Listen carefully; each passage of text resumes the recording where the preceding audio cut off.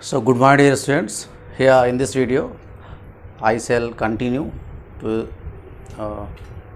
tell about the figures of speech. In my first video I have talked about two figures of speech, first simile and second metaphor. So dear students, today just I am going to start here figures of speech. इसके पहले के video में मैंने आपको simile और metaphor के बारे में बता दिया है. जिन लोगों ने अभी तक नहीं देखा है फर्स्ट पार्ट को ज़रूर देखें. और बहुत से बच्चों के मन में ये डाउट है या डाउट होगा कि सर फिगर्स ऑफ स्पीच क्यों लिखते हैं.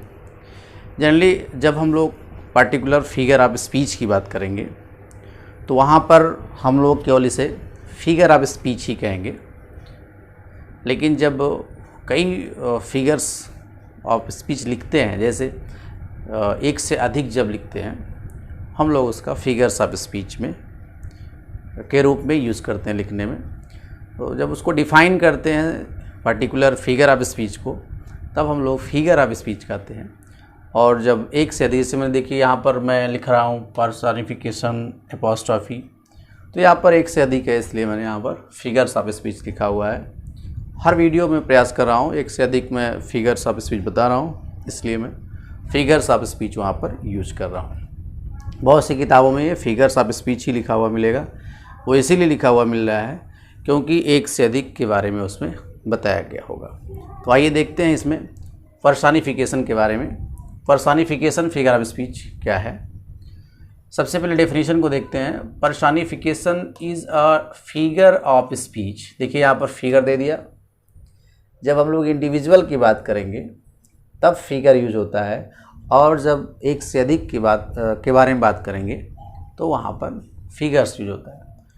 Personification is a figure of speech in which lifeless, very important things my dear students, are all the candidates examine, जो भी देख रहे हैं इसको, यहाँ पर देखिए lifeless objects and abstract ideas, यानी कि जो निर्जीव चीज़ें हैं, निर्जीव वस्तुएं, और जो सेंस है एब्स्ट्रैक्ट हैं.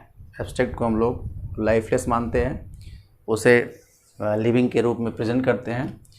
Are presented as a person. Person क्या होता है? लिविंग है. ह्यूमन बीइंग क्या है? लिविंग है. तो जब भी कोई निर्जीव, इसे हम लोग कहते हैं, निर्जीव वस्तुओं को, लाइफलेस वस्तुओं को, एब्स्ट्रैक्ट भाव को हम लोग एक व्यक्ति के रूप में या लिविंग थिंग्स के रूप में प्रेजेंट करते हैं, वहाँ पर पर्सनिफिकेशन होता है. इसको हिंदी में हम लोग मानवीकरण भी कहते हैं. यहाँ देखिए मानवीकरण, इंग्लिश में इसे पर्सनिफिकेशन कहते हैं. इसे मानव बना देना, पर्सनिफाइड कर देना. कैसे ऑब्जेक्ट को पर्सनिफाइड करते हैं? जो लाइफलेस है,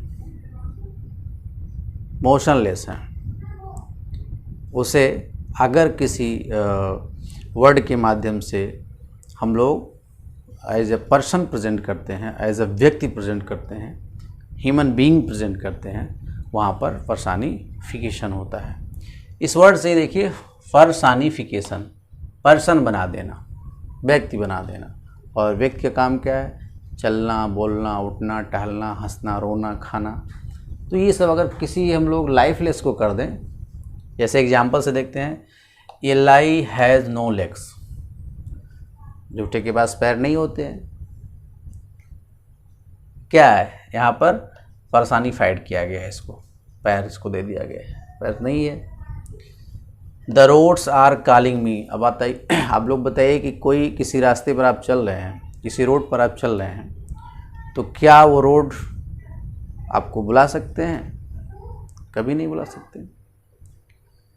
लाइफलेस हैं. जैसे मान लीजिए हम आप सभी लोगों के घर में लगभग स्मार्टफोन होंगे, मोबाइल होगा, लैपटॉप होगा, कंप्यूटर होगा. लेकिन अगर हम लोग उसे ऑन ना करें, उससे कुछ ऑब्जेक्ट सर्च ना करें, तो क्या वो खुद अपने आप से तो नहीं कहेगा, नहीं बोल पाएगा. फ़ैन है, फ़ैन से कहिए आपसे बात करे तो क्या वो बात करेगा? नहीं करेगा। कुल मिलाकर के मैं ये बताना चाहता हूँ, पर्सनिफिकेशन में जब भी हम लोग किसी निर्जीव वस्तु को, लाइफलेस वस्तु को, भाव को, एब्स्ट्रैक्ट को एज अ लिविंग या पर्सन के रूप में लिखते हैं, बोलते हैं, वहाँ पर पर्सनिफिकेशन होता है। एग्जाम्पल आप लोग देख लीजिए, जहाँ पर एज ए पर्सन प्रेजेंट किया जाता है, मानव प्रेजेंट किया जाता है, उसे हम। इसके बाद नेक्स्ट है एपोस्ट्रॉफी, इसे हम लोग हिंदी में संबोधन कहते हैं। इसके बारे में देखते हैं। An apostrophe is a direct address. Personification में क्या होता है कि हम लोग नॉन लिविंग को लिविंग बनाते हैं, लेकिन इसमें नॉन लिविंग को ही लिविंग मान करके एड्रेस किया जाता है। जैसे यहाँ देखिए दिया गया है, टू द डेड, किसी भी डेड ऑब्जेक्ट को, किसी भी एब्स्ट्रैक्ट सेंस को, या किसी पर्सनिफाइड ऑब्जेक्ट को, या किसी आइडिया को। यानी कि पर्सनिफिकेशन में हम लोग किसी भी नॉन लिविंग को, लाइफलेस को लिविंग बनाते हैं, उसे मानव बनाते हैं, मानव के रूप में प्रेजेंट करते हैं। लेकिन एपोस्ट्रॉफी में हर उस इनएक्टिव को, डेडली थिंग्स को मान लेते हैं कि वो लिविंग है और उसे एड्रेस करते हैं डायरेक्टली। जैसे ओ डेथ, तो डेथ ऑलरेडी क्या है? इनएक्टिव है, अलाइव नहीं है, लेकिन ओ एड्रेस कर रहा है। और इसमें एक और जो साइन ऑफ एक्सक्लेमेशन का मार्क यूज किया जाता है, इसको भी आप लोग ध्यान में रखेंगे। तो जहाँ ये मार्क मिले वहाँ समझ जाइए एपोस्ट्रॉफी है। लेकिन ये मार्क मिलना ही पूरा इसका जो पहचान नहीं है। इसका पहचान है एड्रेस किया जाना चाहिए।